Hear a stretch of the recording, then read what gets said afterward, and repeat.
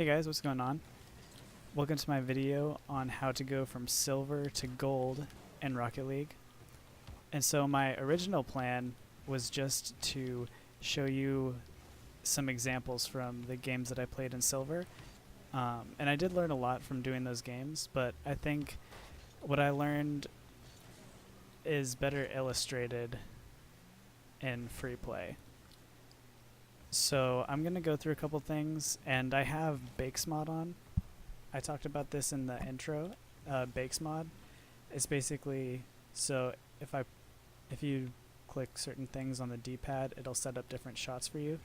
Like down is for a redirect, top is sets you up for a dribble. Right will roll the ball towards you, and then left sets you up for a double touch. But anyway, it's gonna help me a little bit and show you guys some of these skills that you need to learn to get from silver to gold. And I apologize in advance because this is completely unscripted. I just have my talking points basically up next to me, and I'm gonna do my best to show you how to do each thing and what to do in general. Hopefully I don't forget to talk about anything. But anyway, let's get started. The first thing is boost. And so when you go into free play, there's a little check mark right here you can turn off for unlimited boost. And I would recommend doing this sometimes. It is nice to have full boost in free play because you can do a lot more. But especially towards the beginning in your Rocket League career, you want to be able to know how to manage your boost really well, and you want to familiarize yourself with where the small boosts are, because 12 boost is a lot more than you think. You can do a lot with 12 boost. 12 boost, you can save basically any shot.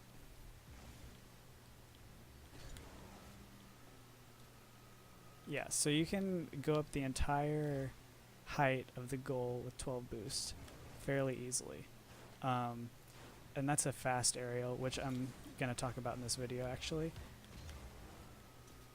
So you can do a lot with the small pads, so I'm just going to show you, I guess when someone's coming at you, someone's dribbling towards you, sometimes it's good to do this little pattern right here. That's pretty important. Alright, all of a sudden I have full boost for some reason. I think that's because of the mod I have actually. But anyway, just familiarize yourself with where the boosts are on the field, especially the small ones. And eventually you'll get to a point where you know where the big boosts are without having to turn ball cam off. But yeah, missing boost, the big boost, when you're expecting to get it, can be the difference between winning and losing a game. So I definitely recommend just looking at where all the boosts are and practice rolling over them, especially when you're on defense, because you pick up little boost pads and your opponent thinks you're boost star, but you're really not, and you have enough boost to deal with whatever attack they have. So that's boost, and of course you want to have good boost management, but that just comes with playing a lot, really. There's not really any training you can do. I guess if just turning off, you could unbind your boost, actually. That might help some people while training. Just unbinding your boost and learning how to go around the field and pick up speed without boost. It helps a lot. In my games in bronze and silver, I did not have to use boost that much at all. I would use boost just to change my direction a little bit, change my position a tiny bit. I never really boosted back that much because people aren't playing that fast. I had plenty of time to just dodge and then turn around and then defend the ball. So yeah, I guess that's it for boost. The next thing I want to talk about, this is kind of hard to illustrate, but it's the ball rolling up the wall. And not all the time is it the case where you can just hit it right off the wall. A lot of times it bounces before, so it comes off the wall and you have to jump. And you really have to get good at recognizing when it's off the wall. One indicator is the little circle beneath the ball. So when you roll it up the wall and it's on the wall, look where this is. It's right there. But when it's off the wall, it'll be on the actual ground right here. So if you look at that before you go up the wall, that'll be a good indicator of whether or not you need to go up and jump. And of course, you have to practice coming off the wall a lot. And that kind of segues into my next topic, which is landing. So learn what your air rolls are, if you have left and right bound, or if you just have the one air roll and then you use your joystick, your analog stick to air roll. I personally don't like that. I just use the bound right and left air roll. But when I first got Rocket League and I was on keyboard and mouse, I would practice jumping up and going like this and flying from wall to wall.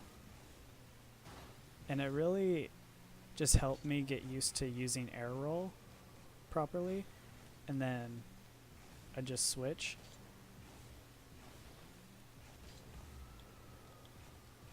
And after a while you get a lot more comfortable. But air roll is basically the secret to recovering. So it doesn't matter how hard you get bumped or what happened. If you practice enough, you'll get pretty good at landing on all four wheels.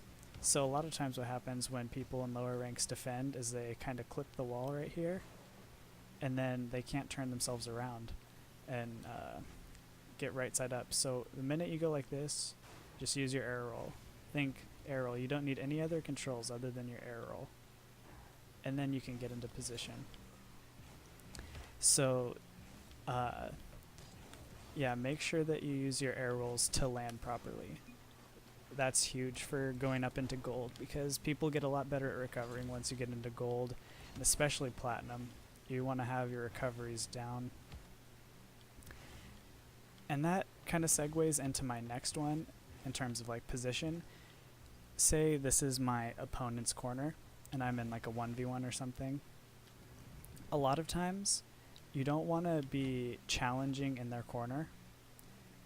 You don't want to be flipping into their corner.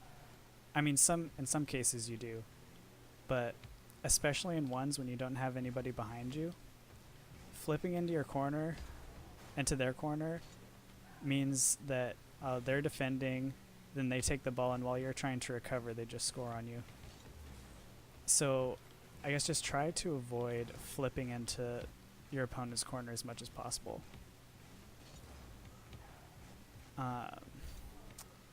Yeah, kind of wish I had gameplay for that to show examples of that, but when I played in Silver, I never flipped into my opponent's corner. I didn't see many people doing it, but it's also mainly a thing in ones too, where it's mostly a problem, because in ones you don't have your partner to rely on, and you can go for more plays like that usually.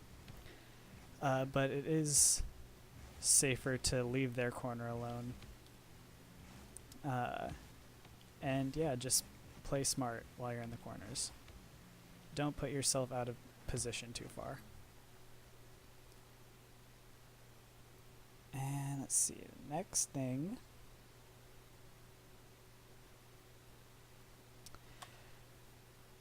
Okay.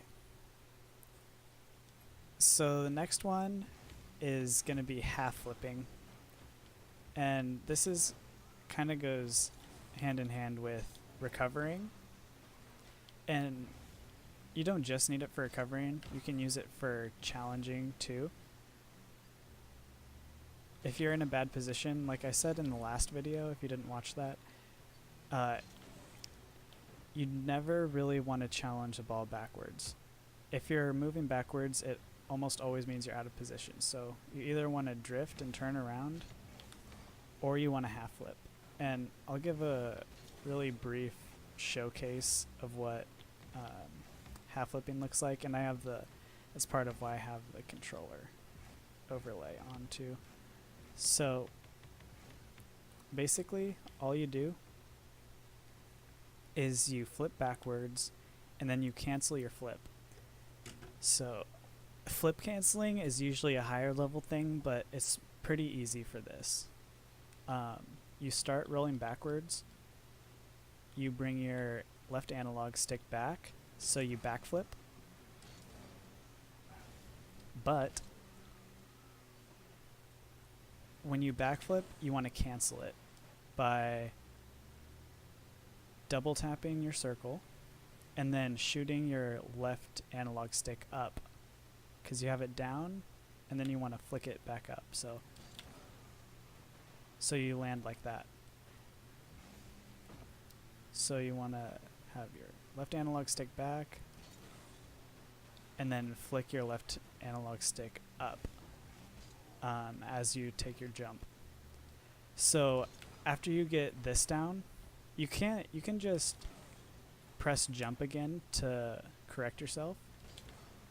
But if you air roll when you do it, or you air roll and boost, it's the fastest way that we know right now to turn around. There's some people that like can wave dash somehow and turn around really easily, but that's a lot more difficult and pretty unnecessary in my opinion. So there are a lot of great tutorials on it out there too. I didn't go too in depth into it. Oops, I messed that one up. The main problem that people have with this, that I had too, switching from keyboard and mouse, because it's really easy on keyboard and mouse, you have to make sure that your analog stick is going straight back and straight up. If you go to the side at all, it'll really make it fail. I mean, that still works, but if you go, it doesn't work when you go up to the left or right to cancel it. You have to go straight up. And you can also technically do it going forward. I did that a couple times in the silver games just to see if I could apply it at all, and most of the times that I did it, it was really unnecessary. So those are the main things that you want to work on in getting out of silver. So hopefully this was helpful for you guys. I know it's pretty unscripted and kind of a sloppier video, but I thought that might be the best way to go about this. I'll be having one for learning how to get to gold or to platinum from gold in the next video, so stick around for that. That should be up sometime soon. And have a good day, night, whatever. I'll see you guys later. Peace out.